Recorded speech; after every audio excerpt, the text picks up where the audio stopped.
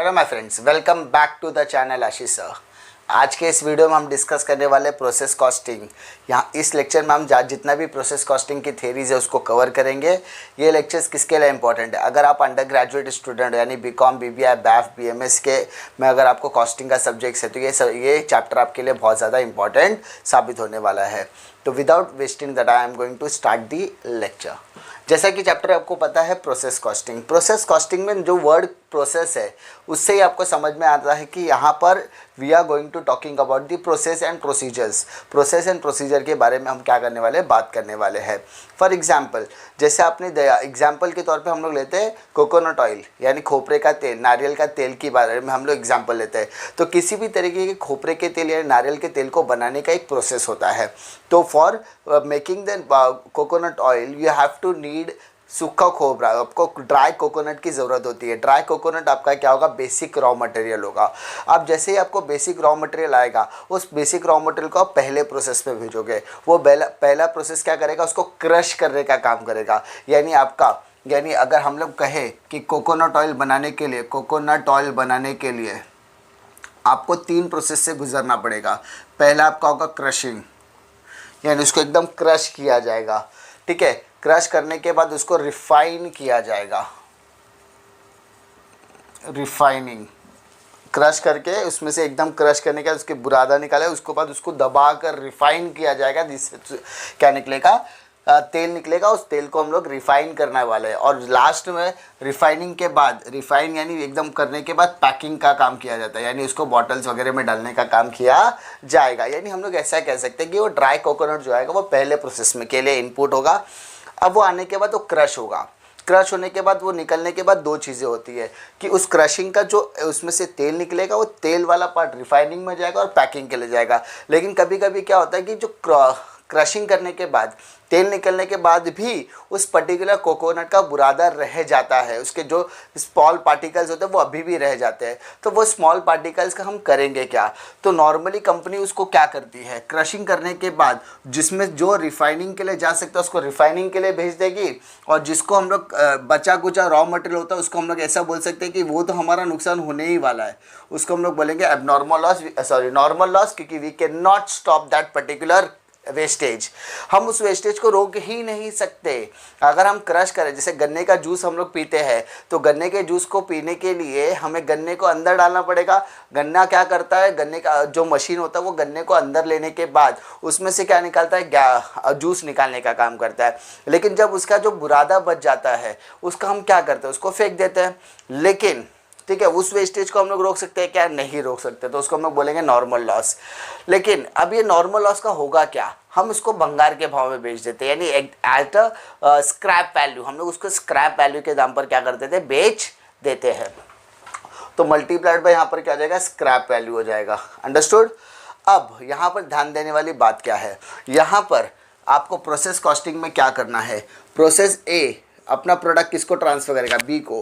B किसको transfer करेगा, C को। यानी process A transfer to the process B and process B transfer to process C. हम ऐसा कह सकते हैं, प्रोसेस ए का आउटपुट प्रोसेस ई के लिए, बी के लिए इनपुट होगा। प्रोसेस बी का आउटपुट सी के लिए इनपुट होगा। और सी का आउटपुट वो हमारा जाएगा फाइनल प्रोडक्ट में, दैट इज़ फिनिश गुड्स में कन्वर्ट हो जाएगा। सिंपल। यानी ए का जो आउटपुट होगा वो बी के लिए क्या होगा, इनपुट। बी का जो आउटपुट होगा वो सी के लिए इनपुट हो जाएगा। और सी का जो आउटपुट होगा वो फिनिश गुड्स के लिए जाता है। नॉर्मली आपके क्वेश्चन में 3 ही प्रोसेस आपको बनाने के लिए कहता है, along with abnormal loss, abnormal gain, normal loss and आपको ये 3 अलग अलग अकाउंट बनाने के लिए बोलते हैं। अब what we have to talking about 3 important concept. सबसे पहले normal loss. What is normal loss? Normal loss क्या होता है? नॉर्मल लॉस वो लॉस होता है जिसको हम प्रिडिक्ट कर सकते हैं, या ऐसा लॉस जिसको हम लोग कभी ऑब्जर्व ही नहीं कर, मतलब ये हमारे लिए नॉर्मल सी बात है। जैसे चाय है, चाय बनाने के लिए हमने दूध डाला, दूध डालने का चाय पत्ती शक्कर डालने के बाद जब उसको हम लोग पकाते हैं तो कुछ चीज़ें होती है, यानी जो चाय होती है उसकी क्वांटिटी हवा में उड़ जाती है पकने की वजह से। तो उसको हम लोग रोक नहीं सकते, वो नॉर्मल है। उसको हम लोग कभी, वो ऐसा वेस्टेज है जिसको हम लोग रोक नहीं सकते। बट हमने जो आउटपुट डाला, ठीक है, हमको जो आउटपुट मिल रहा है, हमने जो इनपुट डाला है, इनपुट डालने के बाद हमें जो आउटपुट मिलेगा उसमें डिफरेंस होगा। अब मान लीजिए कि मैंने 10,000 यूनिट्स का क्या किया, इनपुट डाला। अब कंपनी को पता है कि इसका 5% हमेशा लॉस में ही जाएगा, तो यानी 10,000 का 5% अगर हम बोले तो हमारा आएगा 500, यानी कंपनी ने मान लिया है कि ये हमारा क्या होने वाला है, नॉर्मल लॉस होने वाला है। अब नॉर्मल लॉस होने के बाद मेरा आउटपुट कितना होना चाहिए, 9,500, बट कंपनी ने ऑब्जर्व किया कि हमारा जो आउटपुट है या तो इससे ज़्यादा हो सकता है या तो कम हो सकता है, यानी if output quantity is given in the question, अगर क्वेश्चन में आपको आउटपुट क्वांटिटी दिया हुआ है, अगर आपको आउटपुट क्वांटिटी दिया हुआ है, if output quantity is given in the question, then it is a possibility of abnormal gain और abnormal loss। बात आई समझ में? क्या कहा मैंने? अगर क्वेश्चन में आउटपुट क्वांटिटी क्वेश्चन में दिया है, if in the question output quantity is given, अगर क्वेश्चन में आउटपुट क्वांटिटी दिया है तो उस सम में आपका एबनॉर्मल गेन और एबनॉर्मल लॉस आ सकता है। कैसे आएगा? आपका आउटपुट होना चाहिए 9,500, बट क्वेश्चन में बोला 9,600 आपका आउटपुट है, तो यानी 9,500 आपका आउटपुट होना चाहिए, लेकिन क्वेश्चन में बोला 9,600, तो इसका मतलब 100 आपके लिए क्या हो गया, एबनॉर्मल गेन। आपका आउटपुट होना चाहिए 9,500 क्वेश्चन में, लेकिन आपको दिया 9,300, तो there is a loss of 200, तो उसको बोलेंगे एबनॉर्मल लॉस। क्लियर? अब ये चीज़ें इंपॉर्टेंट है, ये जो 3 टर्मोलॉजी मैंने आपसे डिस्कस की, normal loss, abnormal gain, abnormal loss, ये बहुत ज़्यादा इंपॉर्टेंट क्वेश्चन है। अब वापस बता रहा हूँ, एबनॉर्मल गेन और एबनॉर्मल लॉस कब आएगा, एबनॉर्मल लॉस और एबनॉर्मल गेन कब आएगा, जब क्वेश्चन के अंदर आपको आउटपुट क्वांटिटी दिया गया हो। अगर क्वेश्चन में आपको आउटपुट क्वांटिटी नहीं दिया है तो आपके उस क्वेश्चन में abnormal gain and abnormal loss नहीं आएगा। अगर क्वेश्चन में आउटपुट आपको दिया ही नहीं है तब आपको एबनॉर्मल गेन और एबनॉर्मल लॉस नहीं आएगा। अगर क्वेश्चन में आपको आउटपुट दिया है तो एबनॉर्मल गेन और एबनॉर्मल लॉस आ सकता है। अब आ सकता है का मतलब, अगर आपका आउटपुट 9,500 है बट क्वेश्चन में भी 9,500 दिया है, तो इसका मतलब there is no abnormal loss और there is no abnormal gain. Understood? 3 terminology समझ में आया? अब प्रोसेस अकाउंट बनाना कैसे है? प्रोसेस अकाउंट बनाने के लिए सबसे पहले आपका कॉलम बनेगा particular unit CPU amount, particular unit CPU amount, amount मतलब कॉस्ट। डेबिट साइड में आप लिखोगे टू मटेरियल। अब ये मटेरियल क्या होगा, इनपुट, यानी जो भी हमने रॉ मटेरियल लाया होगा उस पर्टिकुलर प्रोसेस के लिए, वो रॉ मटेरियल का प्रोसेस हमारे लिए इनपुट हो जाएगा। उस प्रोसेस में हमारा लेबर वर्क भी लगेगा, उस प्रोसेस में हमारे कुछ एक्सपेंडिचर्स भी होंगे, ठीक है, वो सारी चीज़ें हमको यहाँ पर डेबिट में लिखना है। मान लो कंपनी ने कोकोनट ऑयल बनाने के लिए कोकोनट को क्रश किया, क्रश करने के बाद उसको रिफाइनिंग प्रोसेस में डालने के लिए पहले उसको क्रश करके उसका सारा तेल उन्होंने निकाला और वहाँ पर बच गया कोकोनट का बुरादा। अब वो कोकोनट का बुरादा फेंकना है, लेकिन एक दिन वो कोकोनट फैक्ट्री के बाहर से एक हलवाई जा रहा था, उसने देखा कि कुछ लोग जो बुरादा होता है, जो कोकोनट का जो क्रशिंग वाला पार्ट होता है, उसको फेंकने जा रहे हैं। तो वो फैक्ट्री की तरफ बढ़ा, उसने उस आदमियों से पूछा कि सर आप इसका क्या करने वाले? तो उसने कहा फेंकने वाले। तो बोला मैं इसको ख़रीदना चाहता हूँ। तो उन्होंने बोला आपको हमारे सेठ जी से बात है। तो सेठ जी के पास गए, उन्होंने बताया कि हमारा हलवाई का बिजनेस है, आज से आपकी कंपनी का जितना भी आउटपुट होगा, ठीक है, यानी आपकी कंपनी का जितना भी क्रशिंग का जो वेस्टेज होगा उसको मैं खरीदना चाहता हूँ, तो आप मुझे कितने में बेचेंगे? तो कंपनी के मालिक ने कहा भाई ये तो हमारे फेंकने लायक है, एक काम करना आप 2 रुपये किलो के हिसाब से हमको दे जाना। तो ठीक है भाई। अब वो चीज़ कहाँ जाने वाला था? वेस्टेज में। कंपनी ने क्या किया? 2 रुपये में बेच दिया, तो उसको हम लोग बोलेंगे नॉर्मल लॉस। तो इसको हम लोग लिखेंगे by normal loss, normal loss. और नॉर्मल लॉस जो होता है उसका परसेंटेज ऑफ इनपुट, यानी आपने जो इनपुट किया हुआ है उसी का परसेंटेज आपको नॉर्मल लॉस में लिखा गया जाएगा। ठीक है, यहाँ पर आपका क्या आएगा? Scrap value. ठीक है, स्क्रैप वैल्यू यूनिट दिया होगा, मल्टीप्लाई कर दोगे तो आपको सीपी अमाउंट मिल जाएगा। मटेरियल का इनपुट दिया होगा, यहाँ पर आपको सीपीयू देना चाहिए तो कॉस्ट आ जाएगा।